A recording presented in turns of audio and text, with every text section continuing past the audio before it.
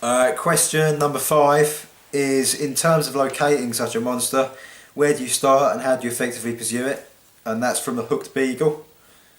I'm not sure why you'd hook a beagle, it just sounds cruel.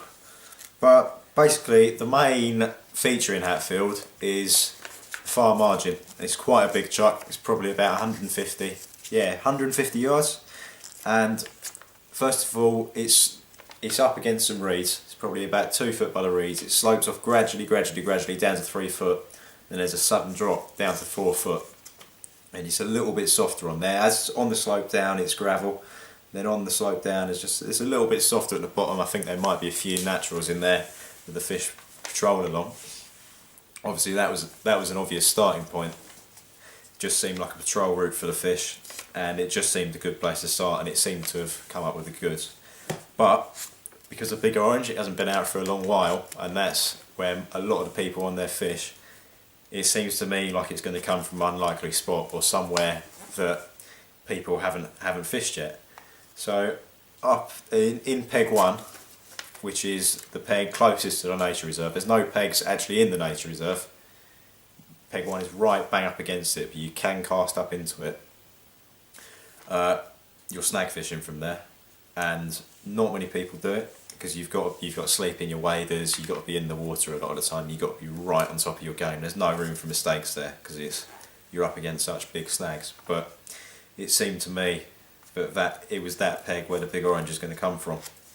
And there's probably 80 yards to your left, there's a big band of snags, sunken tree roots and stuff, and there's one clear passage through it. It's probably 5-6 yards wide, and they've had a little lead around, gone out in a boat as well with a prodding stick, and it's completely clear in there. No snags or anything under there, it's just completely clear, nice shallow silt, firm, doesn't smell, it's all nice.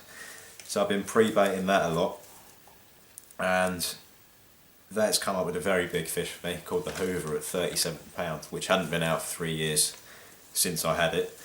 So it seems to me, and nobody's fished there either, so it seems to me that some of the better fish, some of the trickier fish in there, they're going to come from spots like that haven't been fished. So if on your water there's one spot or one feature that everyone fishes through, to maybe just think outside the box a little bit, try and find the new feature yourself, because it could come up trumps, it could be the one.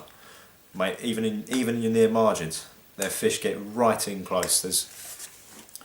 On the near margin there's a little island, only a little one, it's probably 3-4 metres wide, and you can fish around the back of it. There's a little deep hole.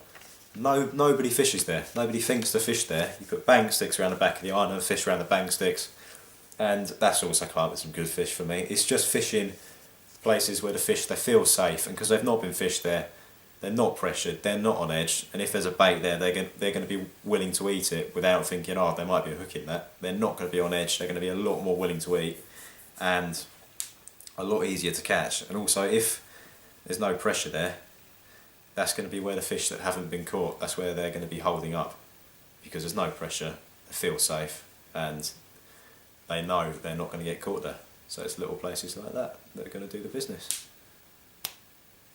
Dunsky.